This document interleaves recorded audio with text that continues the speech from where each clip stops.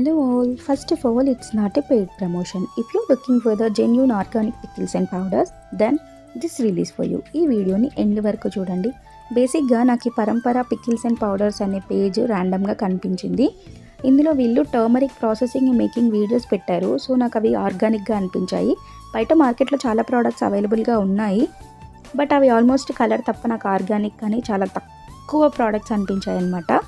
So వీళ్ళ page నుంచి ఒకసారి ట్రై చేద్దాము అని 100 గ్రామ్స్ ఆఫ్ టర్మరిక్ అండ్ అప్పుడే ఆవకాయ ప్రిపేర్ చేశారు.